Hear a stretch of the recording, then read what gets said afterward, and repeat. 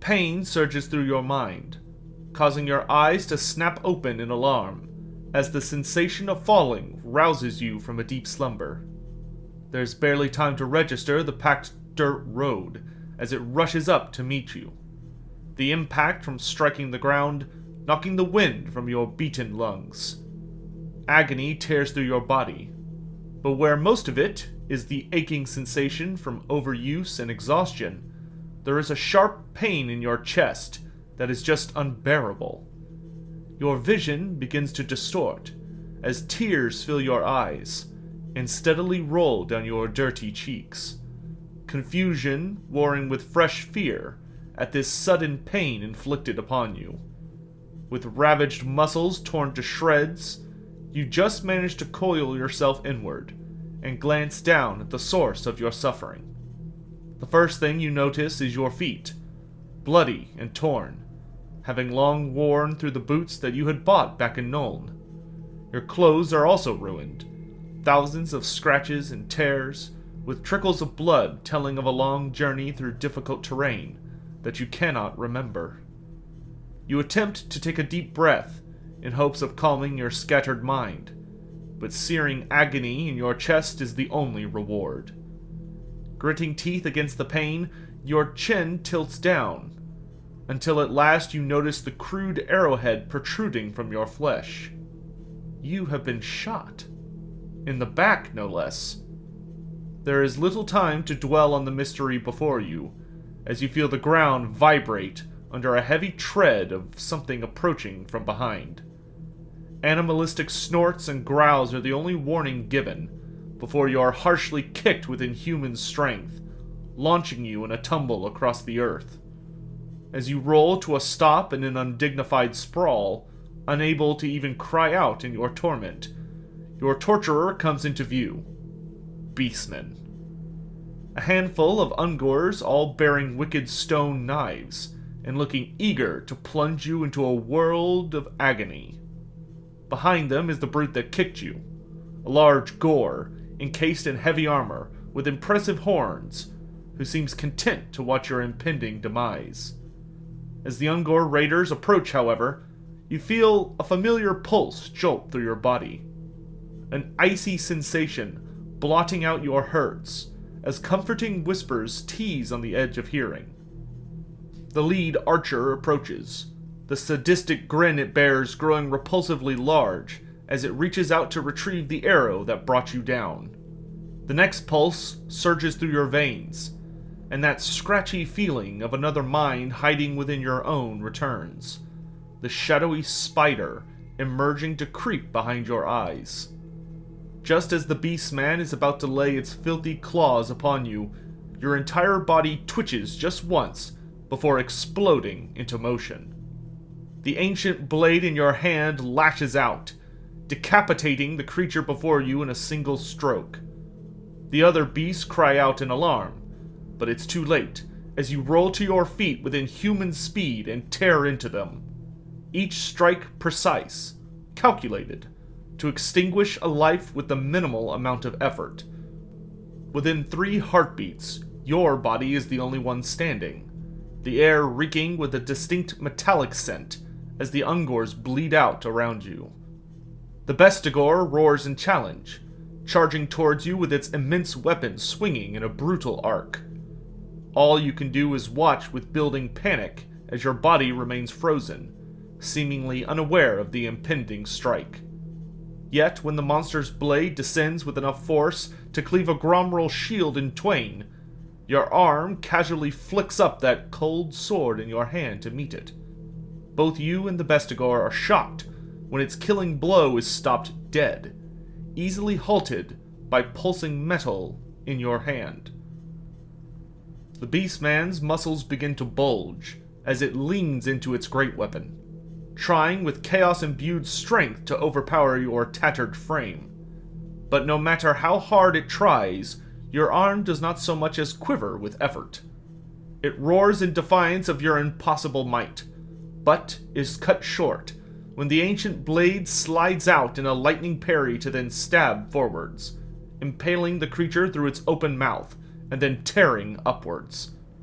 Gore and brain matter splatter your face as the Bestigor's skull is bisected, the cold steel having somehow sliced through bone, muscle, and iron as if it were merely air.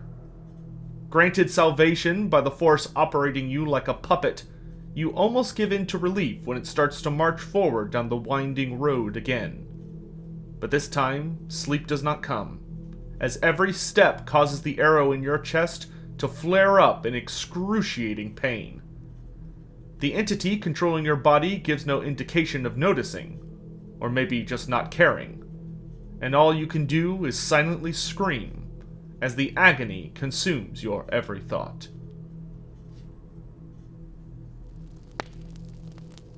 Student, are you still here? Ah, thank Ranald you overslept. I feared you had gone out into the garden at first light, and it is entirely unsafe out there at the moment. Dear me, you are drenched in sweat, my young lore seeker.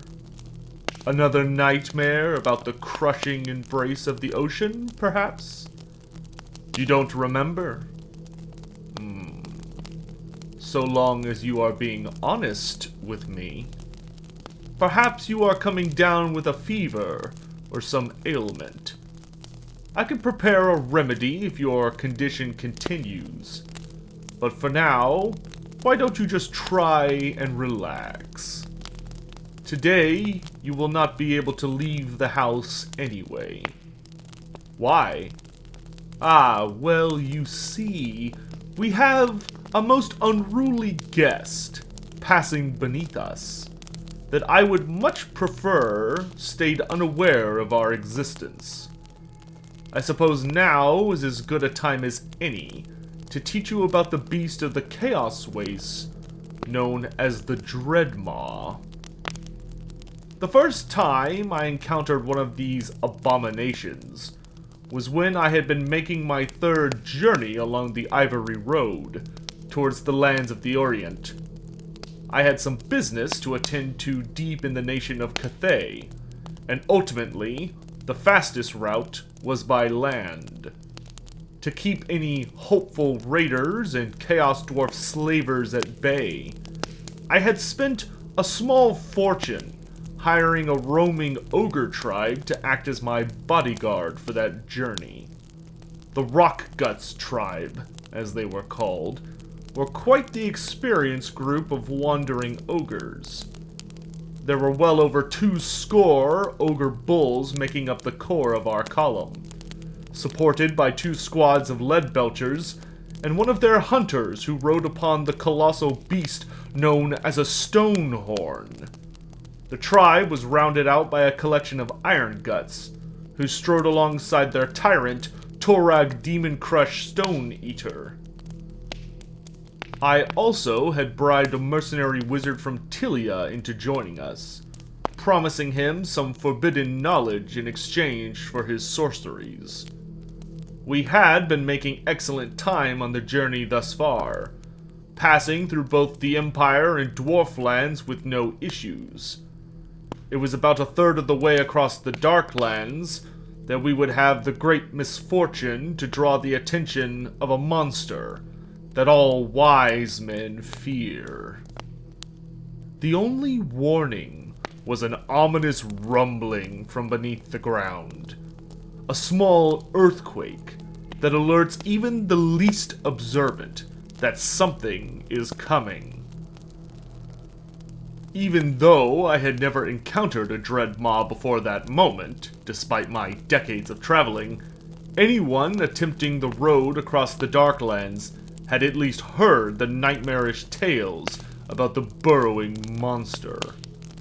The ogres swiftly grouped into formation around me, Torag standing beside me with his immense maul held steady. All we could do was wait, as the earth continued to vibrate, as it's impossible for any save perhaps the dwarves to tell where exactly the beast will launch from. At this point, our wizard began to conjure a mighty spell, summoning the wind of Ulgu to obscure us from the monster's detection. Unfortunately, his shouting must have caused more vibrations in the earth than the still ogres, as he never managed to finish his spell. From directly beneath the sorcerer, the Dreadmaw exploded from the earth with gaping jaws, and swallowed the caster whole in an instant. Putrid slime and mud erupted in all directions as the monster emerged, allowing me to see its disturbing form for the first time. Covered in mottled gray flesh, shot through by pulsing veins of unhealthy hue, it reeked of corruption and rot, as open wounds and atrophied limbs covered its body alongside random mutations.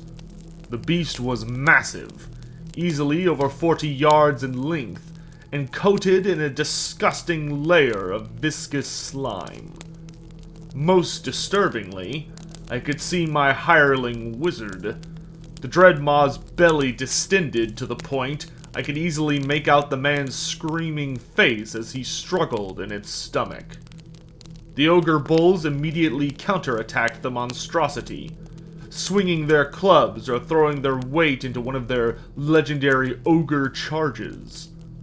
To my growing concern, a significant amount of the ogres found their strikes robbed by the Dreadmaw's coating of thick mucus, their weapons and limbs becoming fouled and stuck in the disgusting substance, and unable to harm the hide beneath. Despite being outnumbered and surrounded, the great burrower seemed entirely unconcerned, and struck across the bulls with its clawed mandibles, tearing through their bodies with ease, and tossing the truly unlucky into its circular razored mouth to be ground up into mincemeat. After killing at least a dozen ogres with its snapping jaws, the Dreadmaw suddenly launched forward and burrowed back into the earth. Already my group had suffered considerable casualties, and we had yet to even wound the accursed thing. Another earthquake began as the creature tunneled beneath us, preparing for another charge. Once more it came bursting up through the hard soil, its cavernous maw tearing apart another 2 bulls. Realizing they would never get a volley off without some risk, Torag ordered his lead belchers to fire, and an impressive explosion of gunpowder sent a motley collection of shot into Dreadmaw and ogre alike. This clearly wounded the beast, and killed no few of our allies, but to my exasperation, it turned out our particular monster had mutated to have poisonous blood, as great gouts of ooze blasted out from its wounds to kill those ogres still alive and standing too close. By my urging, the tyrant finally ordered his hunter to commit to the fight, the Stonehorn roaring out in eagerness as the monster built up into one of its legendarily brutal charges. However, the burrowing beast had no intention of taking such an obvious assault from the primordial behemoth, and reeled back before spraying a torrent of slime at the Stonehorn. Unable to dodge the oncoming sludge, the ogre's prized creature became mired in the sticky ooze, and struggled to continue moving. The Dreadmaw had trapped quite the meal, and proceeded to quickly plow back into the earth, directly towards the Stonehorn. The hunter desperately tried to urge his mount free of the slime, but the Colossus could not move fast enough, and seconds later the earth directly beside it erupted. The Dreadmaw emerged, and slammed its immense mouth against the ancient beast's side, and started to chew. The Stonehorn's fossilized hide, which I had seen turn aside cannonballs and devastating spells, could not hold out against such a creature accustomed to tunneling through the rock of the earth itself.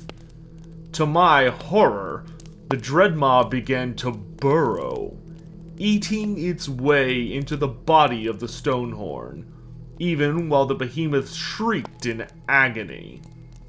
The Rotguts tribe could do nothing but watch, as their favored creature was devoured alive from the inside, bellowing as its organs were greedily consumed by the Dreadmaw. The burrowing horror emerged from and re-entered the Stonehorn multiple times, until it had squeezed its entire body into the dying beast. When the Dreadmaw's wriggling tail could be seen protruding from one of the holes in the Stonehorn's writhing torso, I managed to convince my significantly reduced bodyguard that we should depart while the monster was occupied. The hunter stayed behind, determined to either master or slay this abomination that had killed his prized mount. Unfortunately, I do not believe that he survived the encounter. Truly, the Dreadmaw is one of the most nightmarish creatures to emerge from the northern Chaos Wastes.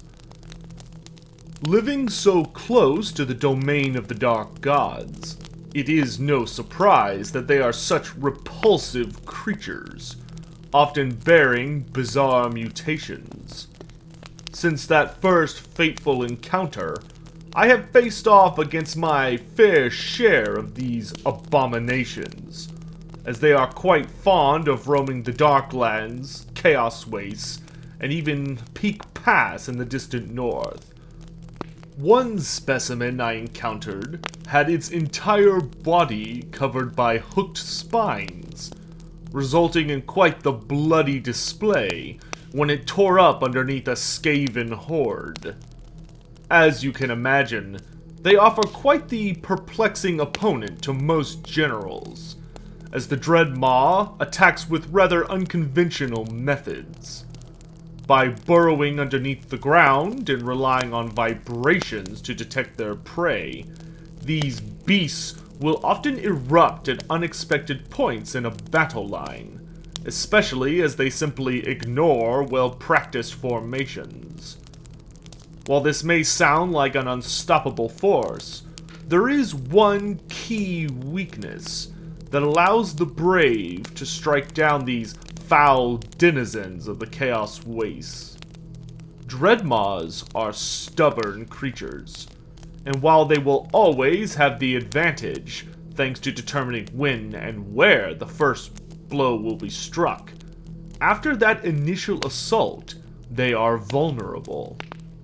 If you can manage to engage them with an exceptionally skilled warrior or swift monster, the burrowing worms are miserable at self-defense.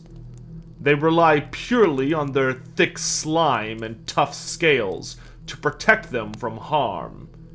Even the most uncoordinated brute will find the Dreadmaw an easy foe to land hits upon. So, should you ever feel the ground rumbling beneath your feet in the northern or eastern wastes, do everything in your power to get into the air. Should that be impossible, then be ready for the creature to emerge beneath you. Should your reflexes be well timed, it is possible to dodge aside and avoid being swallowed whole. Speaking of which, as one final note of why you will not be going outside into the sun's embrace today, allow me to shed some light on the fate of that unfortunate wizard. You see, when I struck that contract with him before our journey began, part of the deal was that we were magically bound to be able to sense one another's presence so long as we both lived. A safety measure regarding some of the specifics of our arrangement. Turns out that being devoured by a Dreadmaw in one bite is a rather slow death, the creature's pliant flesh and bizarre anatomy preventing my former companion from the merciful end of suffocation. No. Rather, while being slowly crushed by the assorted gore eaten by his monstrous prison,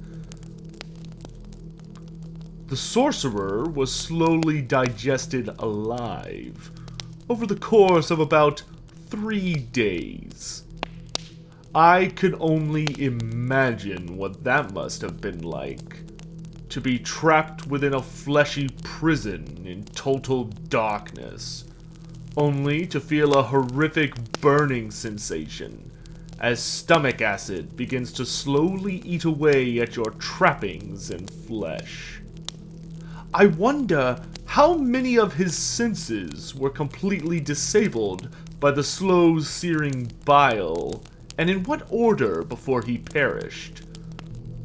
Surely his eyes and that precious sense of sight would have been the first to go, exposed as they are. Perhaps then his hearing went, as his ears melted away. Or do you think he tried to scream, and the acid washed into his mouth and broke down his tongue? In any event, I'm sure his sense of touch was the last to go. It can take quite some time to slowly melt down to where all those precious nerves are, breaking them down to the point where they no longer send signals. Not that I would know anything about such specifics, of course.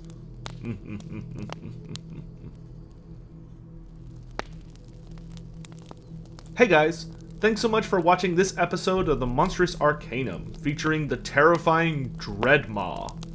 I hope you all enjoyed it, and if you did, please consider hitting the like button to show your appreciation.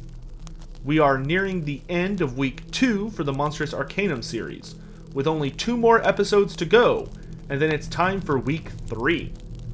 I want to take a quick moment to thank all of my unparalleled in sexiness patrons for their support.